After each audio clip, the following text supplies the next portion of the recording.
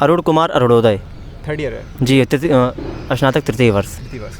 Shubham Yadav. Shubham Yadav BA तृतीय। उत्कर्ष Yadav BA तृतीय।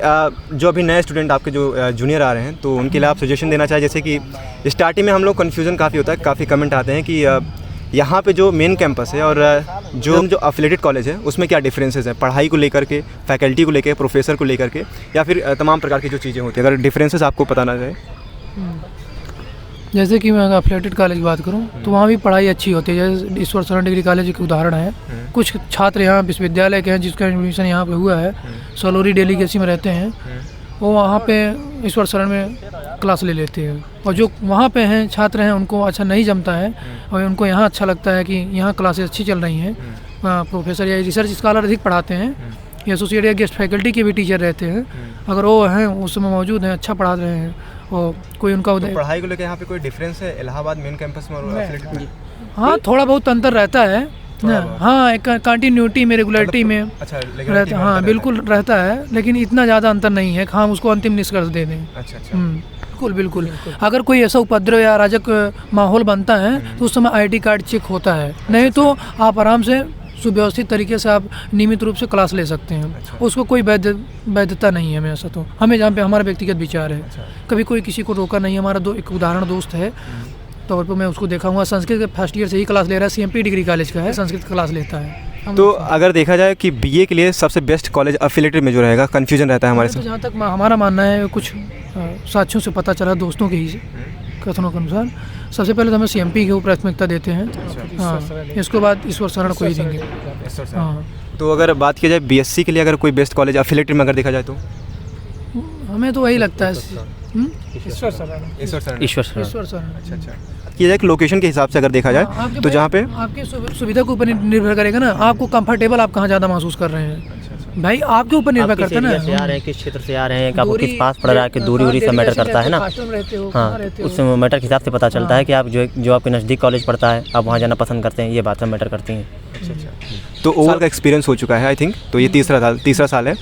तो 2 साल के एक्सपीरियंस में आपको क्या लगा कि ये जो वहाँ के इन्वायरमेंट है, जहाँ पे कही जाती है कि वो UPSC का गढ़ है, ठीक है, और इलाहाबाद यूनिवर्सिटी, तो इस चीज़ को आप कहाँ तक मानते हैं? 2 साल पे आपका एक्सपीरियंस है तो आपसे ज़्यादा तो देखिए भैया, 2-3 साल पहले, विगत 2-3 वर्षों पूर्व सिलेक्शन हुआ था। अभी एक संदीप त्रिपाठी जी हैं, हमारे सीनियर थे, उनका भी सिलेक्शन हुआ था, IRTS अधिकारी हैं। सिलेक्शन होता है, ऐसी बात नहीं, एक सिलेक्शन होता है, लेकिन UPSC में विशेषकर जो संख्या पहले थी उसकी अपेक्षा आज ना उतनी नहीं है। लेकिन UPPCS में सिलेक्शन अभी भी हो रहा है, 100 प्लस लड़के हो जाते हैं हर बार, प्रतिवर्ष। और UPPCS जे का रिजल्ट आता है उसमें भी हो जाते हैं, काफ़ी अधिक संख्या में होते हैं। लेकिन हाँ, हम तुलना अगर 2010 की अपेक्षा करें या 2002-03 की बात करें, उसके पहले की बात करें, तो उतना नहीं होता है। 2013 से जब सिलेबस बदला तो उतना, मतलब एक प्रकार से आधा पतन। तो ओवरऑल मतलब कि PCS के मामले में तो अभी भी है, लेकिन UPSC आपको क्या लगता है कि अगर UPSC में क्या अभी यहाँ पे क्या अंतर है? मतलब डिफरेंसेस कहा जाता है कि दिल्ली का मुखर्जी नगर और यहाँ के छात्रों में डिफरेंस अगर देखा जाए तो क्या डिफरेंस है मेनली, अगर यहाँ पढ़ाई के तरीकों को देखा जाए तो? देखिए, पढ़ाई के तरीकों में मुखर्जी नगर, दिल्ली और यहाँ से कोई ज़्यादा अंतर तो नहीं है फिलहाल की जो पिछले विगत वर्षों में रहा है। कुछ वर्षों से ऐसा लग रहा है कि हाँ, थोड़ा माहौल थोड़ा सा ख़राब हुआ है, लेकिन इतना भी ख़राब नहीं हुआ कि यहाँ के लड़के क्वालिफाई नहीं कर सकते। करते हैं, लेकिन अब आगे संभावनाएँ हैं कि आगे करते रहेंगे, जहाँ तक ये संभावनाएं व्यक्त की जाती हैं। बाकी ये भी देखा जाए तो 2-4 सालों में, जैसे कहा जाए 2-4 सालों में कि सिलेक्शन नहीं मिल पाया है UPSC में ज़्यादातर। UPPCS से फिलहाल ठीक ठाक ही रहा है, हमेशा रहा। अभी जो पिछला रिजल्ट आया है UPPCS का, उसमें भी हमारे 80 प्लस 100 प्लस जो है लड़की छात्र जो है सिलेक्शन हुआ था, यहाँ से यूनिवर्सिटी से ही हुआ था। इसका कारण मैं स्पष्ट करूँ, जहाँ तक हमें पता है, देखिए UPSC का सिलेबस तो बदल गया ना 2013 में ना आसपास, लेकिन विश्वविद्यालय का सिलेबस वैसे कैसे रहा, जैसे था वैसे था, यथास्थिति बरकरार उसने रखी। जब सिलेबस नहीं बदलेगा, आप उसके अनुसार अकॉर्डिंग नहीं चलोगे, फिर परिवर्तन होने की संभावना समाप्त हो जाती है। अच्छा। भाई, जब वहाँ सिलेबस बदल रहा है तो उसके अनुसार आपको भी बदलना पड़ेगा, उतनी अपने आप को मार्जित करना, परिमार्जित करना पड़ेगा, संशोधित करना पड़ेगा, परिवर्धित करने पड़ेगा, तभी उसके आप अनुरूप चल सकते हो ना। क्योंकि वहाँ लोक सेवा आयोग आपसे क्या अपेक्षा कर रहा है, उसकी मांगों पर खरे उतरने पड़ेगा ना। तो विश्वविद्यालय उस माहौल में नहीं ढल पाएगा। तो बिल्कुल, जैसा कि बिल्कुल यहाँ पे जो सबसे बड़ी प्रॉब्लम यहाँ पे बताई जा रही है कि सिलेबस को लेकर के अगर उसके अकॉर्डिंग अगर देखा जाए तो UPSC हाँ, तो हम BA के लेवल की पढ़ाई करते हैं, जो कि किताबें हम भरते हैं यहाँ पे, किताबें पढ़ना और 600 शब्द में, जो कि करंट अफेयर से बिल्कुल हम यहाँ पे जो उसकी मांग है उसके हम पूरा नहीं कर पाते। अब यहाँ पे जो एक बहुत महज यहाँ पे उठाया गया एक सवाल कि हॉस्टल को लेकर यहाँ पे काफ़ी डिफरेंसेस रहते हैं कि कोई हॉस्टल जो है हॉस्टल पे लेकर रहते हैं, जैसे आपका पीछे भी इसके बगल में ही है, तो हॉस्टल लेके रहे या फिर रूम लेके रहे, इसमें क्या डिफरेंसेस अगर आपसे पूछा जाए तो? हॉस्टल और रूम में ज़्यादा डिफरेंसेस तो नहीं है, लेकिन हॉस्टल में एक हमारे साथ के स्टूडेंट होते हैं, एक माहौल रहता है पढ़ाई के, हमारे सीनियर्स जूनियर्स होते हैं, सीनियर्स रहते हैं जो हमें गाइड करते हैं। अगर हमें शांति पसंद है, अकेले में पढ़ना पसंद है, तो रूम लेके ज़्यादा बेटर रहता है। और अगर आप गाइडेंस में किसी के पढ़ना चाहते हैं, सीनियर से पढ़ना चाहते हैं, तो सीनियर हमारा बहुत सहयोग करते हैं हॉस्टल में, आपको बता दूं। तो हॉस्टल का माहौल लगभग अच्छा ही रहता है, पॉजिटिव माहौल रहता है, भाईचारों की भावना रहती है हमेशा, कनेक्टिविटी रहती है ना छात्र छात्रों के बीच। जैसे अफवाहें उड़ाई जाती हैं कि हाँ कि इलाहाबाद विश्वविद्यालय का हॉस्टल है तो थोड़ा सा ये अराजकता रहती है यार, ये खबरें बिल्कुल भ्रामक है। ये जो है एक तरीके से कहें तो काल्पनिक है, सब कैसा कुछ होता नहीं है।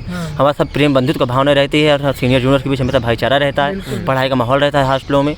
और जो भी अफवाहें बाहर फैलाई जाती है ऐसा कुछ भी नहीं है। विश्वविद्यालय के अंदर ऐसा कुछ भी नहीं, विश्वविद्यालय के अंदर है ना विश्वविद्यालय के हॉस्टलों के अंदर है, ऐसा कुछ भी नहीं है। एक और यहाँ पे बहुत महत्वपूर्ण प्रश्न पूछा गया कि जो छात्र नेता हैं यहाँ के, उनके बारे में काफ़ी न्यूज़ में आते रहते हैं कि यहाँ पे अराजकता होती है या फिर तमाम प्रकार की चीज़ें। तो कई बार हम देखें कि कोऑपरेटिव भी होते हैं, जैसे कि प्रवेश भवन में हमने देखा था खुद जब एडमिशन हमारा हो रहा था, तो वहाँ पे आपके जो छात्र नेता वो सहायक भी होते हैं। तो आपके उस छात्र नेता को लेकर अगर देखा जाए तो अध्यक्ष को लेकर या फिर उपाध्यक्ष को लेकर, तो उसके बारे में आप क्या राय है? तीनों देखिए, छात्र नेता तो हम बड़े पदों के लिए नहीं कह सकते, लेकिन जो हमारे छोटे पदों पे हैं, जैसे सांस्कृतिक सचिव हुए, ये छोटे नेता हैं, हम लोगों को बहुत भरपूर मार्गदर्शन करते हैं और सहयोग भी करते हैं। जो बड़े पद पे हो जाते हैं वो थोड़ा जो बड़ी सीटों के लिए भाई चाह हो जाती है, वहाँ पद पाना क्या हो जाता है कि देखिए छात्र नेताओं की बात जहाँ तक है कि छात्र नेता हमारे बड़े भाई समान होते हैं। देखिए वो एक समस्या जो होती है जो किसी भी चीज़ के लिए है, आप छात्र नेता की बात ना लीजिए, एक नेता की बात मैं बता रहा हूँ। नेता उसी के लिए लड़ता है जहाँ पर एक समस्या होती है, समस्या के लिए लड़ना ही उनको एक नेता का रूप दे दिया जाता है।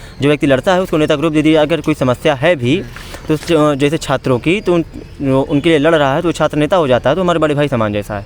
और बाकी जो है उनको कोई पद की लालसा होती नहीं, उनको ऐसा नहीं लगता है, क्योंकि देखो 2-3 वर्षों से छात्र चुनाव हो नहीं रहा, चुनाव जैसे हो नहीं रहा है, तो अब ये नहीं कि अब वहाँ पे छात्र चुनाव हो और छात्र नेता पे है नहीं रहे, छात्र नेता तब भी हो रहे हैं, ठीक है। तो यहाँ पे जो है ऐसा कुछ है नहीं कि अब हमारे लिए पद है तभी हम छात्र नेता हैं, नहीं तो ऐसे नहीं, तो ऐसा कुछ भी नहीं।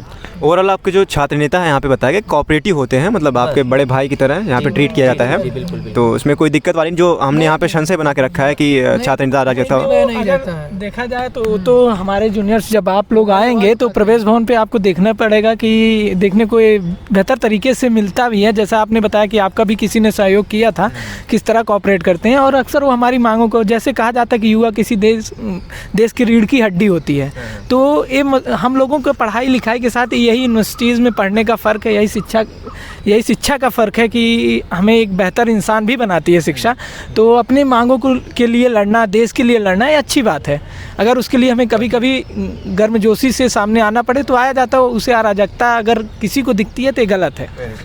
तो एक आखिरी सवाल हमारा यहाँ पे होगा कि आपसे कि ओवरऑल अगर देखा जाए इलाहाबाद के बारे में 2 शब्द अगर आप कहना चाहें, तीनों को मैं बात करूँगा कि ओवरऑल जो नए स्टूडेंट आ रहे हैं उनको आप कोऑपरेटिव के तरीके से कहना चाहें, 2 शब्दों में आप जो भी डिफाइन करना चाहें कि वो जैसे कन्फ्यूजन रहता है कि बीएचयू को लेकर यहाँ पे आए, एडमिशन यहाँ पे ले, किस प्रकार से इन्वॉल्वमेंट है, शॉर्ट में आप बताइए, हॉस्टल को लेकर कैसे है, और ओवरऑल अगर देखा जाए 2 साल का एक्सपीरियंस जो है, तमाम प्रकार की चीज़ें अगर आप डिफाइन करना चाहें अपने हिसाब से। जहाँ तक हम अपने अनुभव से बताते हैं कि अगर आपको सुव्यवस्थित तरीके से पढ़ना है और आपका पहले चीज़ तो लक्ष्य निर्धारित होना चाहिए। अगर ऐसे यूपीएससी या एसएससी, यहाँ तो सभी प्रतियोगी परीक्षाओं की तैयारी बहुत आसानी से हो जाती है। आपको कोचिंग उपलब्ध हो जा रही है, आप सुबह से शाम तक 10 बजे से आप क्लास ले लेते हो, या 9 बजे से ही क्लासेस चालू हो जाती हैं। 3 घंटे क्लास रहती है, 11-12 बजे तक क्लास ले लिए, और फिर आप 3 से 4 या 3 से 5 जाके सुबह या शाम में कोचिंग कर लिए। बिल्कुल। और आपको मतलब आपकी जो दैनिक दिनचर्या रहती है उसमें आप हमेशा घुले मिले रहते हो, अगर आप रेगुलरिटी आप स्थापित करोगे तो। ओके, तो अगर आपको बोलना चाहें, ये तो रेगुलरिटी है, टाइम टेबल अगर बना के रखते हैं तो बहुत अच्छी जी। जहाँ तक इलाहाबाद विश्वविद्यालय की बात है तो यहाँ पे पढ़ाई का माहौल तो है ही, पहले जैसा ही था, जैसा रहा है, आगे चल के भी रहेगा भी। यहाँ विश्वविद्यालय के अंदर कैंपस का माहौल है, यूनिवर्सिटी का रोड की किताबों का माहौल है, जो सब माहौल बनता है ना, ये सब जो है आपके यहाँ पर आने के बाद बहुत अच्छा लगेगा कि यहाँ पता चलता है कि हाँ जो है कि यहाँ की कैसी जो है इन्वायरमेंट जो स्थिति जो है यहाँ की वो काफ़ी अच्छी है। तो आपको क्या लगता है कि लास्ट में मैं पूछना चाहूँगा कि क्या वापस से यूपीएससी गढ़ बन पाएगा इलाहाबाद? आपको जो पढ़ाई के नतीजे आप अपने हिसाब बताइए ना, अदरवाइज नहीं। जी ज़रूर बन सकता है। थोड़ा हमें भी यूपीएससी ही करनी है, और जहाँ तक जब हम साइंस के बाद बीए आर्ट्स लेकर फिर पढ़ना शुरू करते हैं तो 99% बच्चों का एम यही होता है कि हम यूपीएससी करें। और रही इलाहाबाद विश्वविद्यालय की बात, तो अभी हम जहाँ पे बैठे हुए हैं हिंदी और उर्दू डिपार्टमेंट के बीच में इसे विवेकानंद पॉइंट बोला जाता है। और विवेकानंद पॉइंट अपने आप में एक इतिहास है। यहाँ फिराक साहब जिन्होंने ऑक्सफोर्ड की डिक्शनरी में संशोधन करा दिया, ऐसे प्रोफेसर्स हमारे साथ यहाँ पढ़ा चुके हैं, फिराक गोरखपुरी। और यहाँ से अभी आपके एक बहुत बड़े गीतकार हर जगह मिल जाते हैं। तो ऐसा नहीं कहा जा सकता कि किसी मामले में BHU JNU और DU से कम है।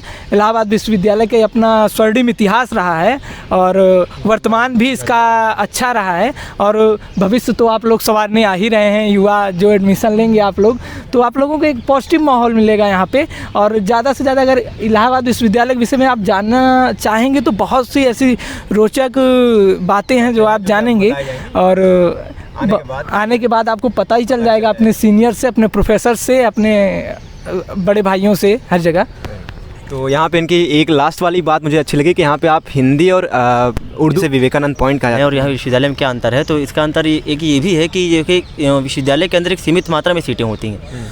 देखिए, जो ज़्यादा से ज़्यादा छात्र जो है यहाँ पे पढ़ना चाह रहे हैं, ठीक है, तो अब जो है एक सीमित मात्रा में जब सीटें हैं तो उतने ही लड़के आएंगे, उतने ही छात्र आएंगे। अब एडेड कॉलेज मतलब है कि आप जो है यहाँ देखिए, वहाँ पे जो रिजल्ट होता है वो सिर्फ इलाहाबाद विश्वविद्यालय के नाम पर ही मिलता है। आप किस कॉलेज में पढ़ रहे हैं, किस कॉलेज से हैं, इसमें कोई अंतर नहीं है। सिर्फ इलाहाबाद विश्वविद्यालय के नाम पर ही आपको रिजल्ट मिलेगा। लेकिन बस ये है कि आप जो सीटें होती हैं वो ज़्यादा से ज़्यादा लड़के को पढ़ने के लिए प्रेरित करता है, वो सीटें होती हैं। जैसे एक पेड़ होता है, पेड़ की एक मुख्य जड़ होती है और अन्य शाखाएँ होती हैं, उसी तरह जो है विश्वविद्यालय एक मुख्य जड़ है और जितने एडेड कॉलेज है वो एक शाखाएँ हैं। बाकी कोई अंतर इसमें है नहीं, बस पर शाखा में पढ़ रहे हैं या विश्वविद्यालय की जो मेन जड़ में पढ़ रहे हैं, बात यही है। एक गौरव रहता है।